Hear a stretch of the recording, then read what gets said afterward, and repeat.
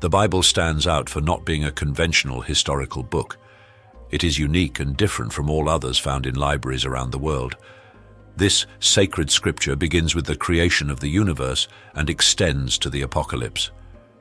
There is no other historical work that covers such an extensive period of earthly events, especially because no witnesses were present at the beginning to observe and record such events, so no one has the complete authority to narrate the beginnings of our planet. We are the only ones who have knowledge about how everything will conclude, which is truly exceptional. The Lord did not share the future with his disciples just to satisfy their curiosity. He did so to prepare them for future events, so they wouldn't be caught by surprise when the time comes, and so they wouldn't misinterpret what is to come. We should be grateful that Jesus revealed to us what the future holds. Many wonder, are we living in the last days? Indeed, the Bible speaks about the last days, and we have been in this period for approximately 2,000 years. The beginning of the last days was marked by Pentecost, a moment when the first prophecy concerning these times was fulfilled. Each generation of Christians must live in a state of readiness for the Lord's return. The Bible is a compilation of prophecies. Its pages contain 735 predictions about the future. A prediction can be found in 1/4 of the chapters of the Bible, from beginning to end, making it essentially a prophetic text, though some books are more dedicated to prophecies than others. Of the 735 prophecies, 596 have already been fulfilled to the letter as indicated by the scriptures. This reveals that 81% of all biblical prophecies have already become reality, many of them made centuries before the events occurred. It doesn't require a great leap of faith to believe that the remaining 19% will also come true. This is an impressively high success rate. The Bible has proven to be 100% accurate in every prediction that could have been verified so far. Most of the remaining prophecies concern the return of Jesus and the events that will follow. How many of these prophecies still need to be fulfilled before the return of Jesus? This remains a matter of faith and interpretation of the Holy Scriptures. Approximately 20 prophecies are pending, and we are witnessing these events unfold as we await the return of the Lord. Jesus instructed us to be watchful and to pray. But what exactly should we be watching for? It's not a matter of being inactive, looking up at the sky, waiting for his appearance. He taught us to keep our eyes open to what is happening around the world and to identify the signs he left us as preparation. These signs are the clues we should follow. Let's then look at chapter 24 of Matthew, where the disciples asked Jesus what the signs of his return would be. They wondered what they would do if they didn't know when it would happen. Jesus' answer was direct and clear, for which we should be grateful to God for his explicit response. In the book of Revelation, he offers an even more detailed and comprehensive answer, but here he highlights the signs that will precede his arrival. The disciples approached Jesus privately while he was sitting on the Mount of Olives. In Matthew chapter 24, verses 3 to 36, they questioned him privately, asking, "Tell us, when will these things happen? And what will be the sign of your coming and of the end of the age?" Jesus warned them, "Watch out that no one deceives you. For many will come in my name, claiming, 'I am the Christ,' and will deceive many. You will hear of wars and rumors of wars, but see to it that you are not alarmed. Such things must happen, but the end is still to come. Nation will rise against nation and kingdom against kingdom. There will be famines and earthquakes in various places. But these events are just the beginning of birth pains, a precursor to even greater hardships. You will be handed over to be persecuted and put to death. You will be hated by all nations because of me. Many will turn away from the faith, betray and hate each other, and many false prophets will appear and deceive many people. Because of the increase of wickedness, the love of most will grow cold. But the one who stands firm to the end will be saved. And the good news of the kingdom will be preached in the whole world as a testimony to all nations. And then the end will come. There will come a time when you will see what the prophet Daniel described as the abomination of desolation, standing in the holy place. At that time, those in Judea should flee to the mountains. Let no one on the housetop go down to take anything out of the house. Let no one in the field go back to get their cloak.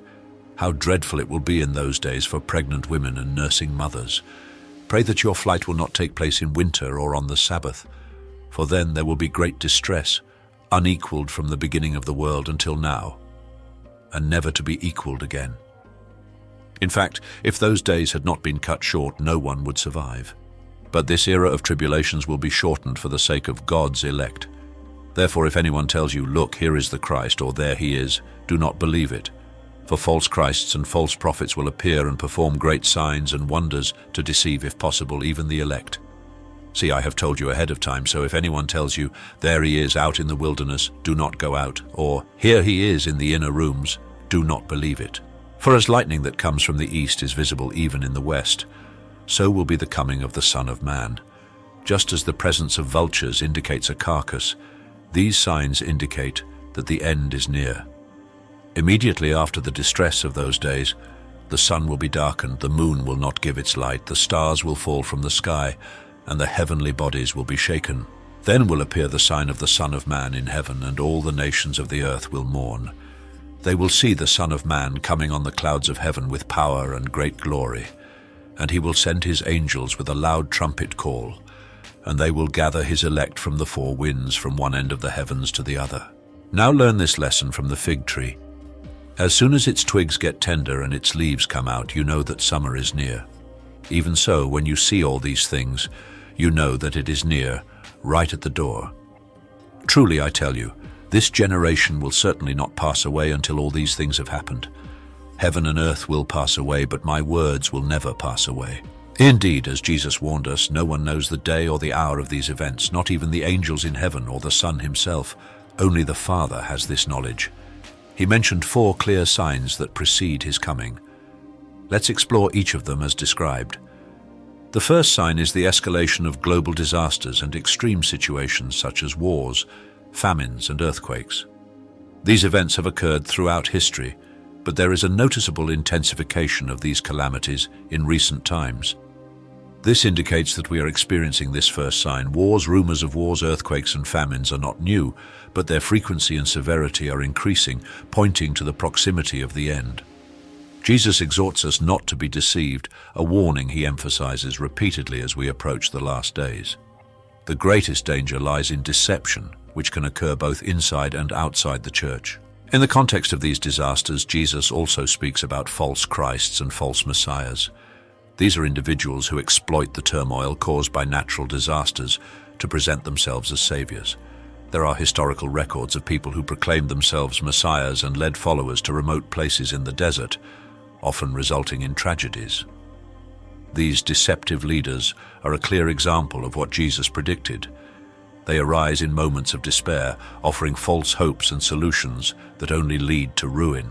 Attention and discernment are crucial to avoid falling into the traps of these deceivers, reinforcing the importance of knowing the Scriptures well and the true signs of Christ's return.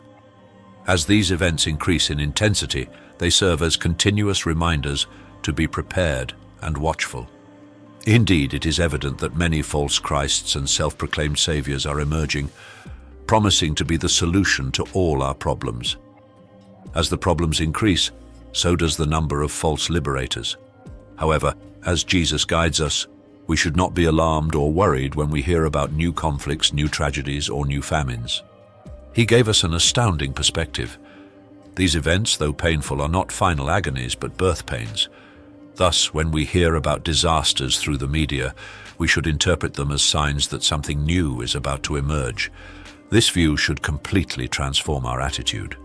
We are aware of where the world is heading. We should not be alarmed or shaken, nor should we be as worried as the rest of the world in these circumstances. The world's disasters are the pains that precede the birth of a new world. Therefore, our stance is distinctly different. We empathize with those who suffer from disasters, and with hope, we demonstrate this by helping them. But in our hearts, we are not alarmed. We are hopeful.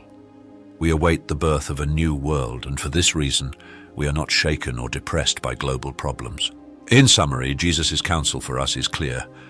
We should not panic, not be disturbed, but even rejoice and recognize that all these events are indicative that something new is unfolding. The second sign of Jesus' coming does not manifest in the external world, but within the church itself. While global disasters constitute the first sign of his approach, it is the transformations within the church that represent the second sign. The first sign encompasses calamities such as wars, earthquakes, and famines spread across the world. The second sign involves significant changes within the ecclesiastical community. Jesus described this second sign by emphasizing three main aspects, all occurring within the church. The first is intense persecution, where the church will face hostility in all nations, being hated for its faith.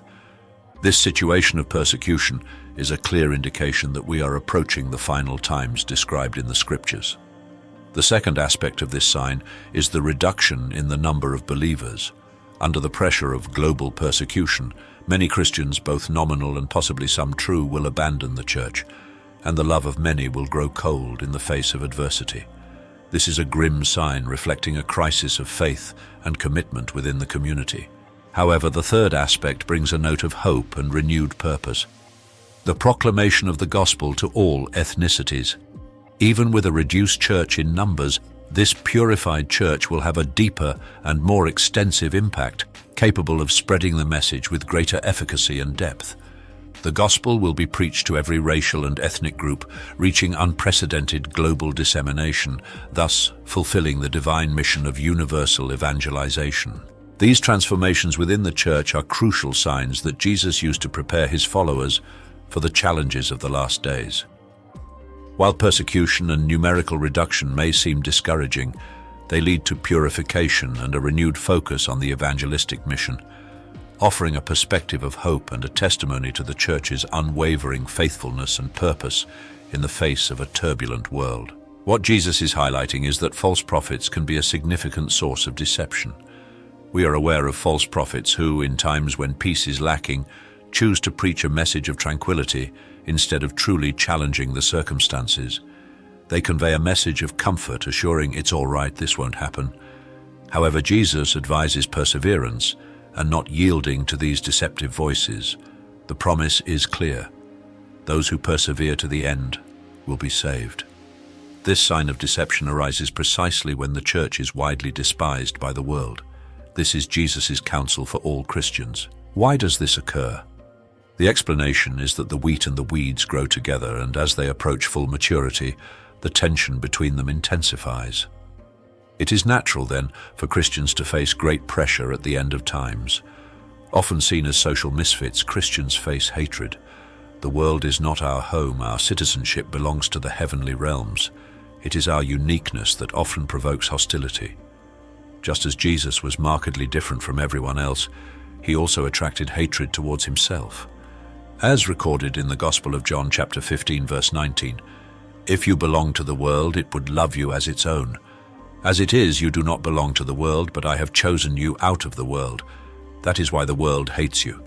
Being despised is not pleasant, but it is an inevitable reality for those who choose to follow a path distinct from the world.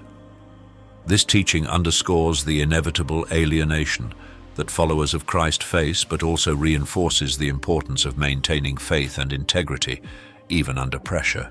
The third sign of the end times, as mentioned, is the distress in Jerusalem. Geographically, this distress will be quite limited, but it carries immense symbolic and spiritual depth. In this context, Jesus references Daniel's prophecies, which speak of a sinister figure known as the Abomination of Desolation. This figure is mentioned by Daniel on 3 distinct occasions. But what does this really mean, and what is its significance? It involves a human being, specifically a man who chooses to establish himself in God's own city, Jerusalem. He proclaims himself as God and refuses to accept the supremacy of any will above his own. This tyrant, whose arrival will have global implications, will be centered in Jerusalem, the holy place, the city of God. This character is a symbol of immense blasphemy and sacrilege, intruding into what is considered sacred with his profanation. He will directly challenge the divine order and shake the faith of many, triggering a crisis of faith and an intense spiritual battle. The presence of this tyrant in Jerusalem will not only provoke local conflicts, but also reverberate around the world, symbolizing a critical moment in the spiritual struggle between the sacred and the profane. This situation will highlight the tension between adherence to faith and the temptation to succumb to corrupt and challenging influences. The fourth sign of the imminent return of Jesus, as he himself described, will manifest right after a crisis in Jerusalem, serving as a warning for the proximity of his return. This phenomenon will be so sudden that it will eliminate any possibility of deception by false prophets or messiahs. It will be too swift to allow any form of deceit. What will happen is the extinguishing of all natural light. The sun will be darkened and the stars will fall. Such an event is mentioned several times throughout the Bible. The prophet Isaiah describes a scene where the heavens will roll up like a scroll, and all the stars in the sky will disintegrate, falling like dry leaves from a vine or like foliage from a fig tree. Natural light will cease, leaving only artificial illumination to brighten the earth. In this moment of complete darkness, people will naturally question what is happening. However, for Christians, this will be the unequivocal sign that the awaited moment has arrived.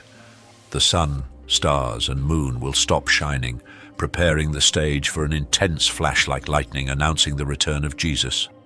He will then appear in the clouds, returning to planet Earth, and we will meet him in the air, for no earthly stadium would be vast enough to host such an encounter. What an extraordinary vision, isn't it? By witnessing all these phenomena, you will be certain that he is at the door, ready to enter.